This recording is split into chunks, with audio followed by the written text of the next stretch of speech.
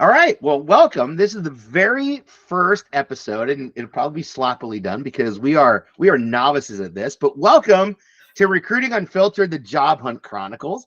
I am Ron Miller, and this is my co-host, Emily Palmer.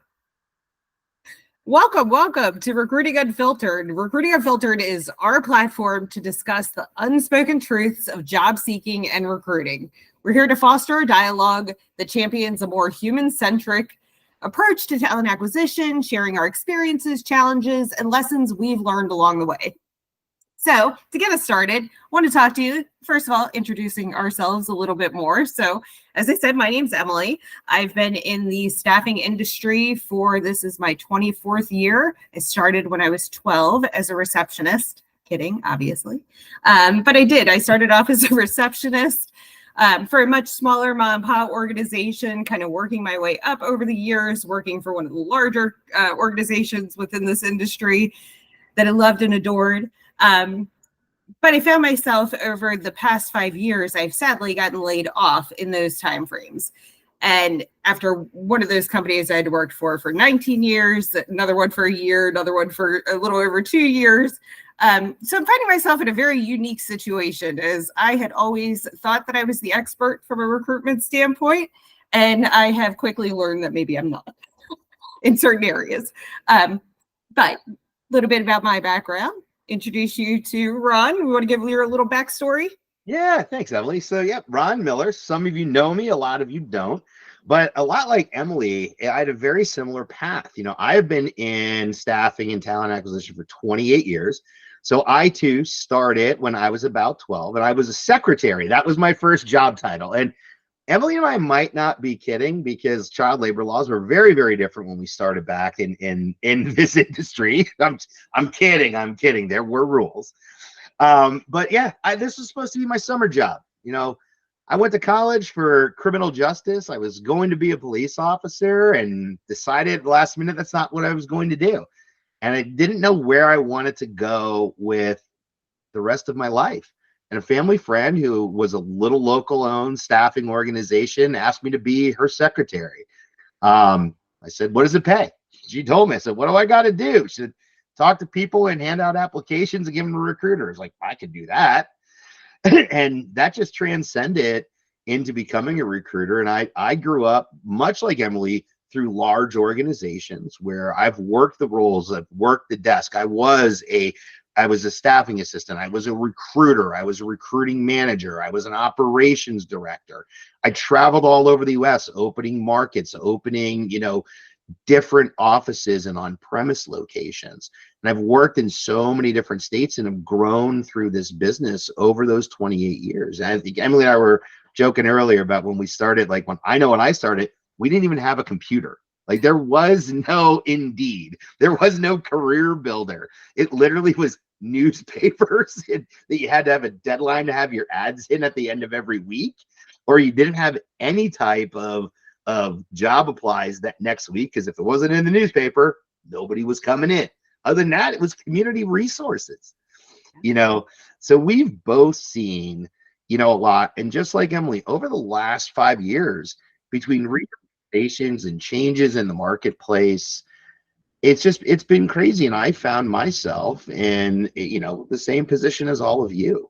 I'm on the market, and as an expert in recruiting, I know how to help people find jobs, and I know how to go find people, but I'm struggling to sell myself for someone to find me.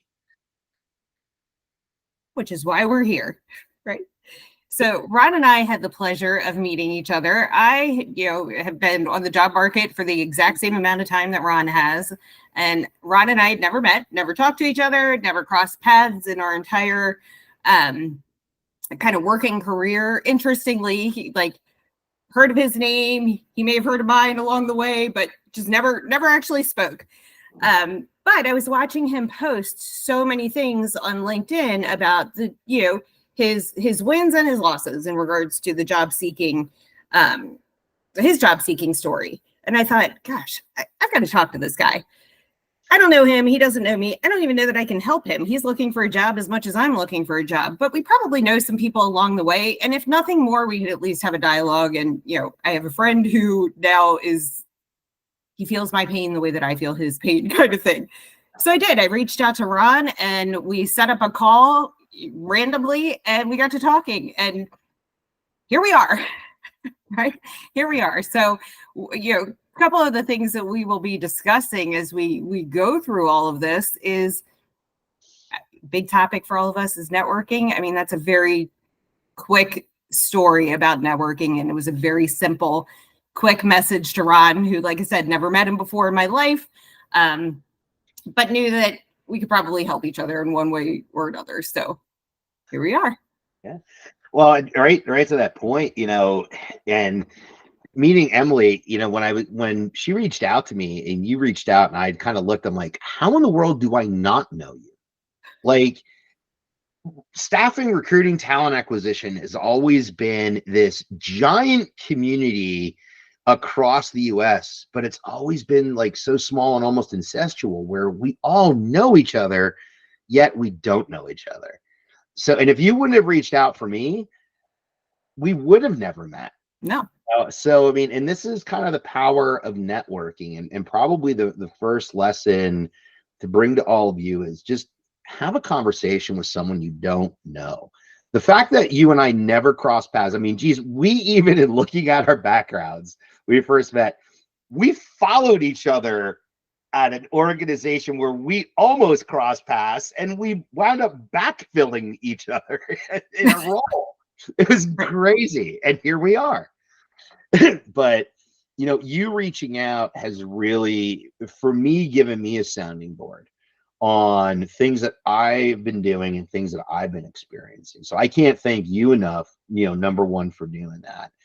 And for everybody out there, even if it's not about getting leads or getting introduced, just having a job search buddy that's not judgmental, that isn't emotionally attached to what you're doing, but is experiencing the same things and can offer insight or, just be that sounding board, I think is so very important.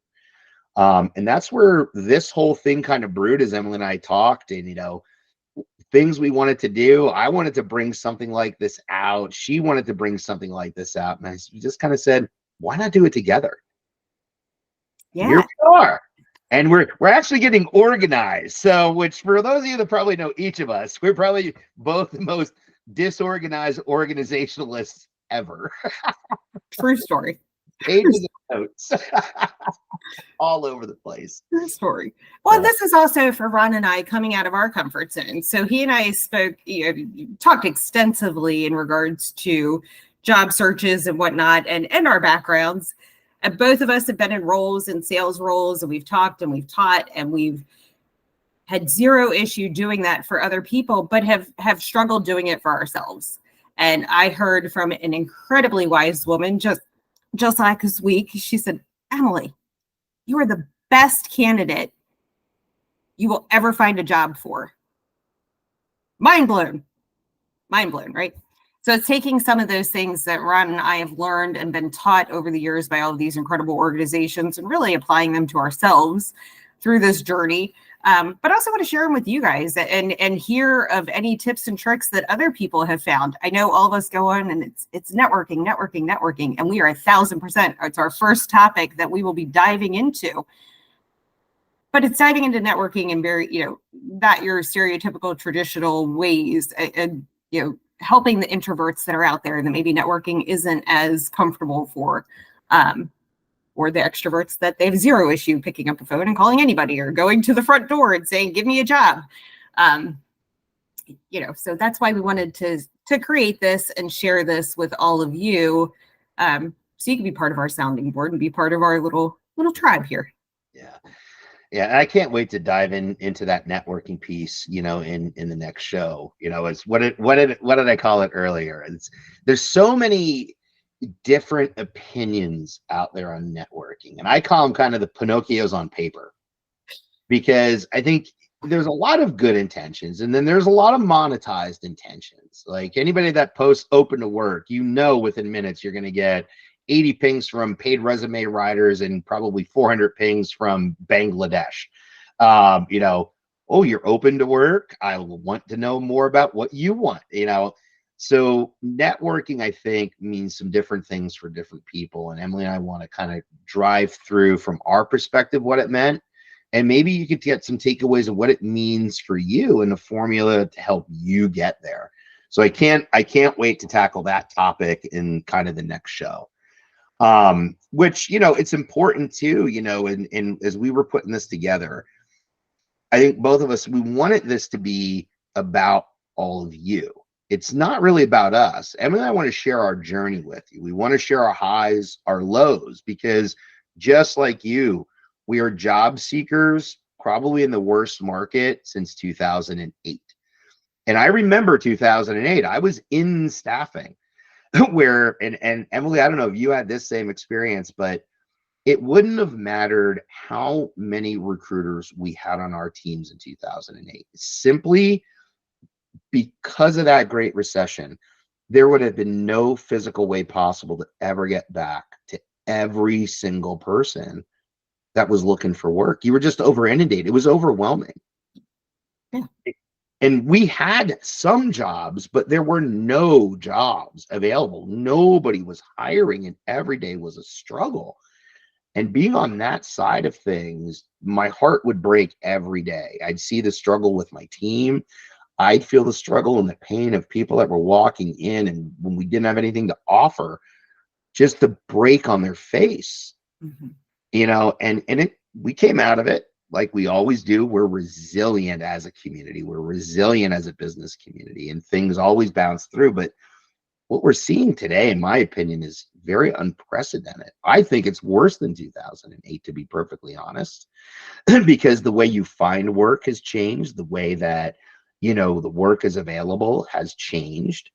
And there's so many different avenues. And I'm hoping that our experiences, not from just us growing up in this business and seeing everything as experts, because we are. Collectively 52 years in doing this, right? And I don't know about you, I know I got another 20 left. Yeah. I'm passionate about this. It becomes who you are, not what you do. It does. Because we both started, I think, for very similar reasons. It's all with the warm and fuzzy of you want to help people find a job. You want to help people find employment. And it helps feed that dopamine drip of, it makes you feel good, right? Yep. Makes you feel good to help others. Yeah. Which is a lot of, that goes back to our networking stuff, which we will definitely dive into. But, people want to help people. It's naturally ingrained in us, and that's why we want to do this. It's a different platform. It's a different way of us getting our voices out there, and it's coming out of our comfort zones to do that a little bit. Yeah. I'm used to being the voice behind the teaching. Share my screen, hide my face. You can hear my voice. I'm not putting myself out there, but here we are. We're in a new age, so let's embrace it, right? Well, kind of going back to that, Emily and I had put out some surveys because this is about you. Like I said before, this is all about you. We're going to help you through. We're going to help ourselves through this process, sharing our experiences, our topic, and what our experiences taught us, to help you maybe find some direction. But, we're going to continue asking all of you, our viewers and listeners, what are the things that you're looking for that would be impactful to you today? Because we're in an ever-changing world of work and an ever-changing environment looking for work. So Emily and I put out some surveys, and your feedback, number one, this show is going to be short and concise. It's always going to be somewhere between 25 and 45 minutes max. We want to talk about subjects. We want to make it poignant. Sometimes maybe we'll have guests. So if anybody wants to be a guest, if you're a job seeker that has some struggles or unique things you want to share, message us. If you're a job seeker that found a job, found it quickly, or you want to celebrate your success, we'd love to see it. Or if you are a great career coach, someone that has something to offer as valuable insight for a job seeking community that we're speaking to, ping us. We'd love to talk to you about something and maybe have some guests on. So we're always going to keep this show between that 25 and 45-minute mark. Every 2 weeks, we're going to post it. And then the first thing that we asked, was simply, what are the topics? And right, what we've been talking about, networking, just job hunting tips, strategies, networking advice. That was the number one overwhelming feedback. And from there, it's, hey, we want to hear just information from HR or career coaches, and we want to hear personal success stories. So Emily and I have been laying out kind of what our syllabus or itinerary looks like for the next couple of shows. And then Emily had some interview stuff out there. I'm sorry, not interview, but questionnaire out there too, with some results. Yeah, I mean, a lot of people were asked, or one of the questions was, how do you prefer to consume your job seeking advice? And podcast was not number one. Interestingly, it was more of articles and blogs. So we hope to be able to kind of add some tips and tricks with our videos and whatnot, but understanding this is not our full-time jobs, obviously, because we're all looking for full-time jobs. But we want to be able to provide as much value as we can and not just have you guys listen to us for no reason. Yeah. And then, again, the biggest challenges in job hunting and what Ron had talked about, and the overwhelming number of responses was networking.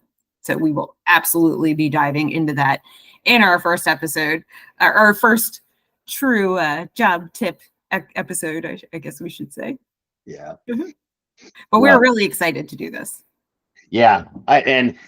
It's good to be doing it with a partner like Emily, where we have so much in common. And for all of you, with us still being new to one another, us finding that commonality it's on days when it's really hard, it's refreshing to know that you have someone that you can reach out to that can help pick you up. And I think all of us need that today as we hunt. I mean, I see the stories every day of the individuals that have been 9, 10, 11 months out in unemployment. Just being able to even reach somebody to give them some type of positivity. It might not be the job, but maybe it's just the connection, or it's being part of this community and maybe interacting with other people that are watching this or posting or interacting. You never know where your next big break is going to come from. I mean, we're not Hollywood agents, but maybe your big break could come from we might know a person or two. Yeah, we could, maybe.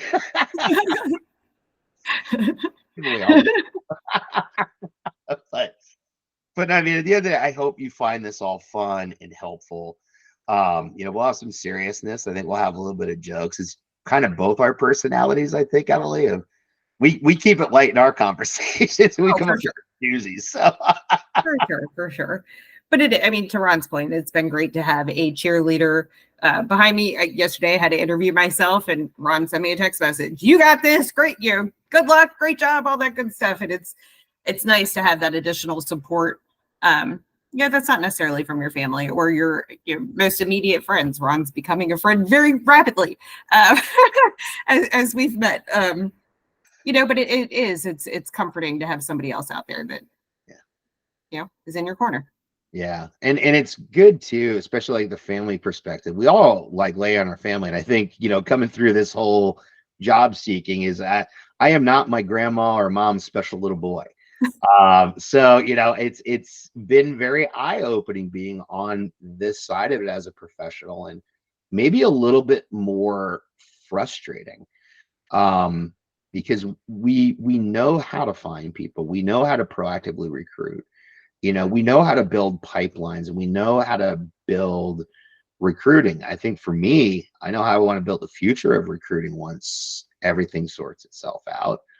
But as a job seeker, man, is it hard to know all this information, and you struggle to reverse play it. So, yep. And we think we actually have some ideas with that as Ron and I are trying to implement that into our own lives that we hope are going to help and be able to share that along the way and watch you guys reverse engineer it Ron and I were talking yesterday how much we want to make sure that no matter what, if both of us get jobs tomorrow, if both of us are off the market tomorrow and we can take down our green banner, we don't want to forget this feeling and being humbled through this process. We want to continuously help people because it's important. And I think as our industry changes through technology, it's important for all of us, if you have a job or you don't have a job, to be involved in these dialogues because we are missing the human aspect of things. We allow technology to play too large of a role in some instances. And I think we're going to hurt ourselves. And I think that's what some of what we're experiencing in this job search this time around. Yeah, I agree. It's getting back to that human touch and understanding how do we embrace those technology advances and use them for good instead of trying to think that they're the answer for everything, because that's not working. It's just not, and it's a combination. And I don't think the technology advancements were ever to completely replace interaction. I mean, geez, how many times you get on the phone with like your credit card and it's like 0, I want a person, agent, because you don't want to do the dial pad because your answer's not there. How we're not applying that same logic in talent acquisition in the job search, it's blowing my mind at this point, because we want to remove all the agents and just hit a dial pad. And that's not how any of this works. It's just not. It's finding that balance, but maybe together we can all change the future of talent acquisition in the world of work. Who knows? Big mountain to climb, big aspirations, small steps to get there. Small wins, right? Well, thank you all for joining us today. Thank you all for listening to us. We hope that you get something out of this as we continuously put out information and put out casts and articles and whatever craziness we come up with. And by all means, if you're interested in being part of this, or if you have any tips and tricks you want us to include on all of our shows, please send them our way. We would love to have them. And we very much look forward to this. Ron, I look forward to enjoying this next chapter of our lives and seeing what happens here. Me too. I think this is going to be a lot of fun. I think it's going to do a lot of good. So keep everybody, thank you too, just like Emily said, for tuning into this intro episode. I'm really eager to get into our very first one in 2 weeks with, let's talk networking. And bring you some insights and valuable tips and things that we've done, things that worked, not worked. And be on the lookout next week for a little fun video that I may like. We're going to talk a little bit about a little fun, what are the rules of job seeking in 2024? So be on the lookout for a little levity throughout your day as well. But thank you so much for tuning in. And we hope you enjoyed this. Drop ideas, and emails to us and comments, on the video. And we will see you all in 2 weeks. Awesome. Thanks, Ron. Thanks, everybody. Have a good one.